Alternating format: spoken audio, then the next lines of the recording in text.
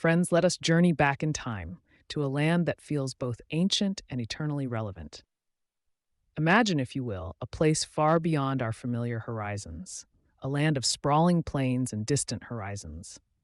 It is there, in this vast expanse, that we are introduced to a remarkable man named Job.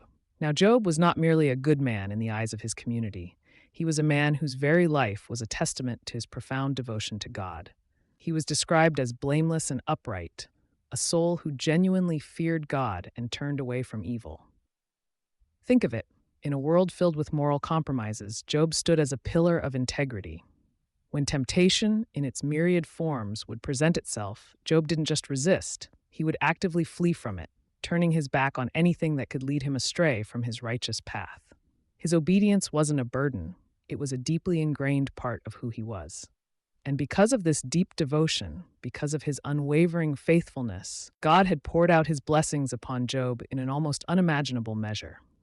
His home, first and foremost, was filled with the most precious of gifts, children.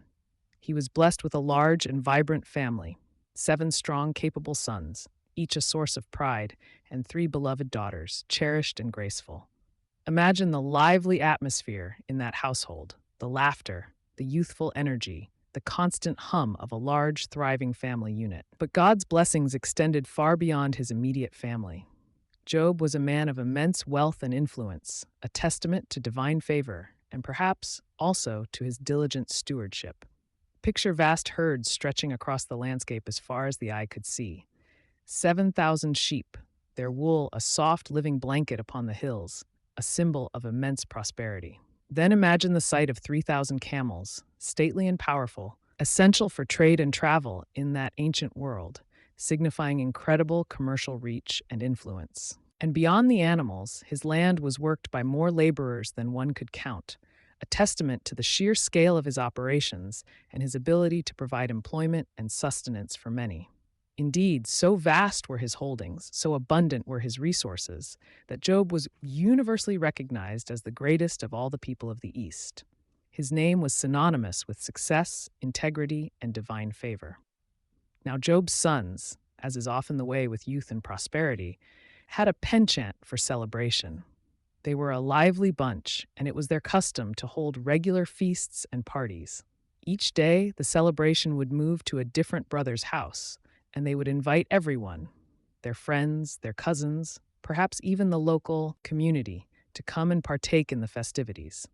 There would be joyous laughter, music, and the sounds of revelry echoing through the days. It was a cycle of continuous enjoyment and social connection. However, amidst all this joyous activity, Job, the wise and God-fearing father, carried a quiet, persistent concern in his heart. He knew the allure of youthful exuberance, the potential for thoughtless words or actions that might inadvertently displease God. He loved his children deeply, and his greatest desire was for them to walk in righteousness, just as he strived to do. So, with meticulous care and profound devotion, after each cycle of feasts had concluded, Job would rise early. He wouldn't just send a prayer up, he would go and offer burnt offerings for each of his children, individually. It was a tangible act of atonement, a proactive measure, a spiritual cleansing on their behalf. He would say in his heart, "Perhaps my children have sinned and cursed God in their hearts." This was not a one-time event. This was Job's daily ritual, a steadfast practice.